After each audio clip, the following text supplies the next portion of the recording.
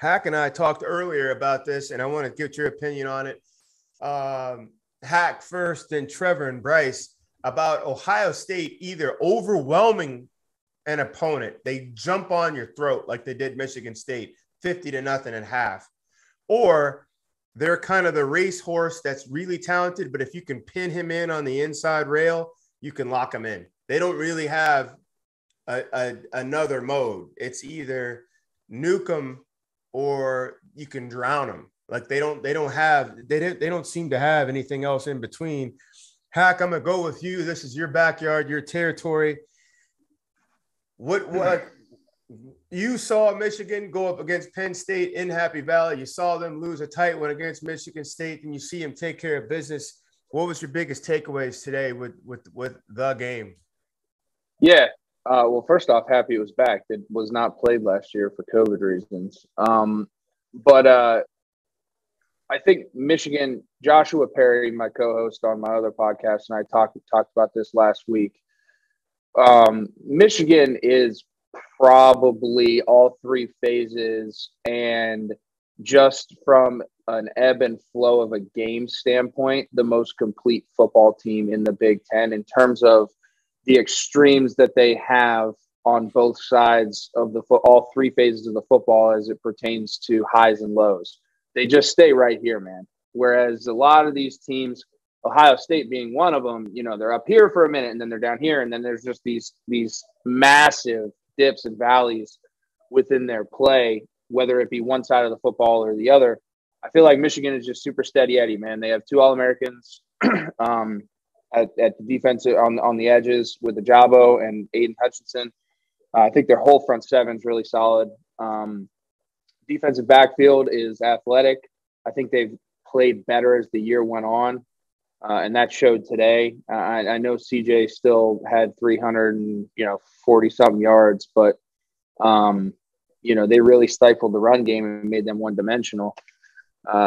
And then offensively, George, I think you made a great point about Cade. He's the perfect guy for that system and where that program is right now in terms of his story and Michigan's story in terms of trying to climb back. I think this, and I could be told, I'm like 98% sure about this, but this is the first Big Ten championship game that Michigan has been in. Since the start of the championship. Since the start of the championship game. Yeah, that's so. His story is really cool.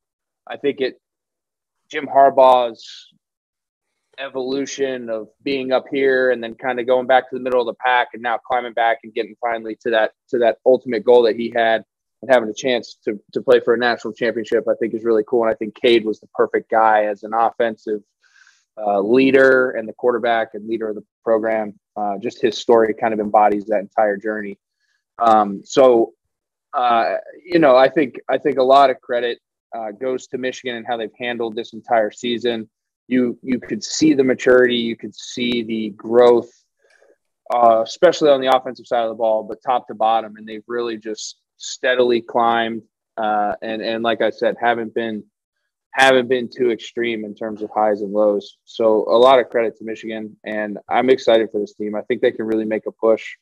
As long as they continue to keep doing what they're doing. And then, George, not to get too long-winded, but just to kind of start this off, with Ohio State, man, like that team is like the Golden State Warriors, dude. They live and die by the three ball. Like that's the most simple way that I could put it. They shoot their shot, and if they're rolling, they could hang fucking 70 on you. But if they're not, I don't think they have as dominant of a defense as they've had in the past. So that kind of hurts them. No low post game, no mid-range game. That's what hurts them. So they live and die by the three ball. That's a big assessment right there on Ohio State. I love what he said about Michigan. I agree 100%. Could we go to the producer here, Dagan Hughes? Can you put up a game chart for Michigan and Ohio State just to point out a few things here as we get Bryce and Trevor in on this? First off, Michigan has never trailed this year. I don't know if you guys know that. Until they got beat by Michigan State, till Michigan State took the lead, They have maintained the lead from start to finish in every ball game. There were no comebacks. There was no, I have to hurry up and run a team down. They haven't really been in a track meet because they don't really let it get into a track meet. It's just like a wrestling match and you're the stronger guy the whole way. That's the sport they're playing. So we may not have a chart graphic. All good.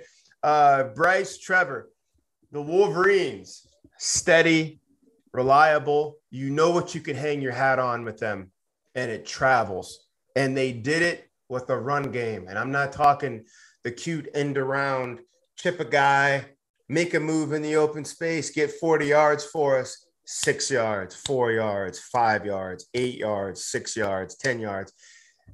Center guards, tackles did the work, and they came downhill on a monster today. Not necessarily a monster defense, but they said this is the best way forward.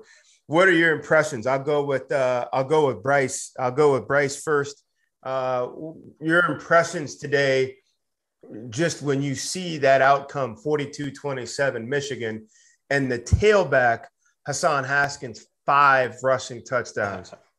Yeah, well, I would say to the people that are, at the bar, in the sorority house, fraternity house, whatever. If you did not watch this game, you ought to go back and watch it, just because this is a hell of a football game. This is Big Ten at its finest. Really from start to finish with all the hype. You got both, and I don't know when the last time we had big, the big noon kickoff group on Fox plus College Game Day both go there. It was just so much hype into this game. There was so much hype into Harbaugh and what he hasn't done, why this game was as important as it was to him, not only just the program in itself, but to him specifically. And then those guys went out and like Harbaugh said in the post game, man, they just executed. They executed flawlessly. And look, Hack's been talking about this really since week 1 with Michigan. They know who they are. They're going to run. They're going to beat it down your throat. And try and stop us. And this was the perfect game, from a weather, situation to where it just played in their favor the whole game. They had the crowd, the big noon kickoff, and then it was a snowy, drizzly day to where it was just everything pointed to, can the front 7 of Ohio State beat the front 5 of Michigan? And they didn't stand a chance. I mean, almost 300 yards on the ground. To your point, George Haskins, the big play with Corum. Those guys they knew what to do, who they were, and they weren't going to get away from it. So I just loved watching. It was just a fun game to watch as a college football fan. Going back and forth. Crazy that they haven't, ever been down before, because typically when you do see teams that are, kind of live and die by the run, as opposed to a 3 ball, that if they do get down, it's hard for those guys to get back up. But just a great game all around, and really happy for Coach Harbaugh and really what he means to that program, and in terms of in the building, outside the building, but also for Michigan to play their way in, because this was the game to do so. Quick one-word answer from all three. I'm going to start with Hack. Is Ohio State still alive for the playoffs? I think there's a scenario and there's an argument. Yes. Trevor? No. Bryce? Nada. Ooh. So you're telling a team that has 2 losses to a number 5, a 5th-ranked Oregon, and a 5th-ranked Michigan, you're out. They lost twice to top 5 teams. Get out. So you guys are saying there's not a chance at all? No chance? Very slim, if any. It would have a scenario. Where do you think they drop to? I think the only way they get in is if Still a ahead of Cincinnati team loses to Houston in the American title game next weekend, and a few other things happen, and I hadn't put pencil to paper to make sure all that happens. But if Cincinnati wins next weekend, they're in. So that makes 3. Wait. We'll come back to the playoffs. But so Jack is saying yes. Trevor, you said not a chance, but now you're actually making a case. And Bryce, just as a committee member, you're on the committee. Is Ohio State, can they go on and get ready for Rose Bowl and Yeah, rock and roll. They're great gifts, you know, a 52-inch Panasonic by all means, maybe a PS4 if you want it. But yeah, Rose Bowl, there you go. Nowadays, it's probably a car. Get yourself that nice. The Tesla, a Bitcoin. Yeah, probably a Tesla. Like the bowl gifts are going up and up and up. A quick message now from our newest sponsor, BetterHelp. Is there something that's preventing you from achieving your goals or interfering with your happiness? If there is, let me tell you guys about BetterHelp. Professional help done securely online. Check out betterhelp.com/field. BetterHelp will assess your individual needs and match you with your own licensed professional therapist to allow you to connect in a safe, private online environment. It's so convenient you can start communicating in less than 48 hours. BetterHelp is not a crisis line. It's an avenue to accessing professional therapy without having to sit in an uncomfortable waiting room. BetterHelp has licensed professionals who specialize in depression, stress, anxiety, as well as relationship and grief counseling. You can message your counselor at any time and get timely, thoughtful responses. You can schedule weekly video sessions or phone sessions. Find the particular expertise you need online. Don't limit yourself to the counselors located near you, and do it in a manner that's more affordable and traditional offline counseling. Financial aid is available. So many people have been using BetterHelp that they are recruiting additional counselors in all 50 states. I want you to start living a happier, better life. As a listener, you get 10% off your first month by visiting betterhelp.com/field, all caps. Join the over 1 million people who have taken the charge of their mental health. Again, that's BetterHelp, capital H, capital E, capital L, capital P.com/field, all caps.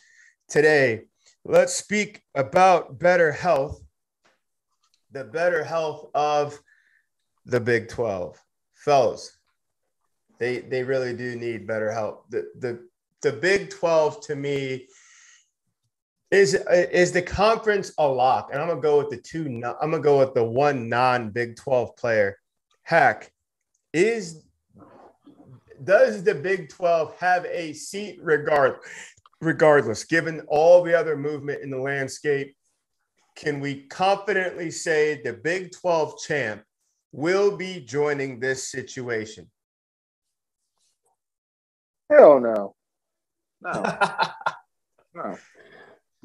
Care to explain? That's just one word answer. Hell no. Hell no. There's not a chance, huh? Go ahead, Hack. Keep going, Hack. I am confidently sure there's not a chance. 100%. Wait, not a chance they get in, or not a chance it's a lock? I don't think they have a seat at all. And I also don't think they get in. Yeah, so I guess I'm just saying no. Like, period. No, I don't think they do. Oklahoma was your chance, and Oklahoma needed to run the table. Because what's probably, and this is what I'm talking about, like with Ohio State having an opportunity, right? What's probably going to happen is Baylor is probably going to go out there and ruin everyone's parade and beat Oklahoma State. And then, like I said, like something crazy, like Iowa's going to mess around and beat Michigan. And then Cincinnati's going to lose to Houston. And then, let's just give Georgia their due. And then Alabama's going to be a 2-loss team. Then you have a bunch of 2-loss teams bleeding all over the place. And at the end of the day, you're going to have to sit there and go, all right, who's the best 4 football teams in the country? And to me, it's Alabama, Georgia, Ohio State, and Michigan. And that's it. That's it. That's all we're going to talk about the Big 12. I just wanted to hear from the Big 10 guy. It's been a great show. Thank you so much. Appreciate it. Thanks to our sponsor, Spent Rivers. I just wanted us to go over that real quick. Give Hack that deal. Thank you, Hack. But to the Big 12 alum, we are coming back